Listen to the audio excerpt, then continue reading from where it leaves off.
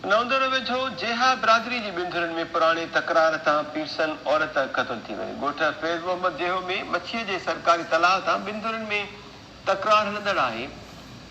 वारिसनि जो चवणु आहे त जवाबदारनि घर ते हमिलो करे 70 वरहनि जी शाहनवाज़ ज़ाल साईंदास जेहो खे फायरिंग करे क़त्ल कयो।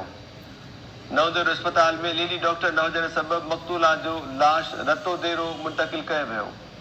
घर वेतणी जो चवणु आहे त मौलाबख्श जेहो जी चोच ते ज़ाहिद अब्दुल्ला हुसैन बख्श परियल काशिफ अब्बास ऐं ॿियनि हमिलो कयो।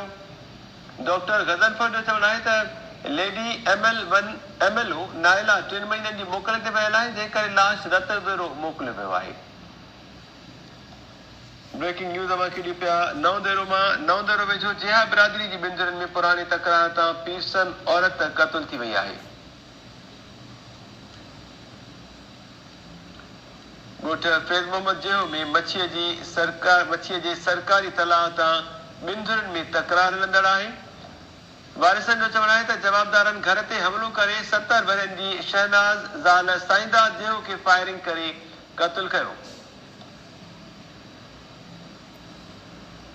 नवंदर अस्पताल में लेडी डॉक्टर न हुजण सबबि मक़तूला जो लाश रतो देरो मुंतकिल कयो वियो आहे। घर धणी जो चवणु आहे त मौलाबख्श जेहो जी चुर्च ते ज़ाहिद अब्दुल्ला हुसैन बख्श परियल काशिफ अब्बास ऐं ॿियनि हमिलो कयो। डॉक्टर गज़नफर जो चवणु आहे त लेडी MLO नाइला 3 महीननि जी मोकल ते वियल आहे, जंहिं करे लाश रतो देरो मोकिलियो आहे।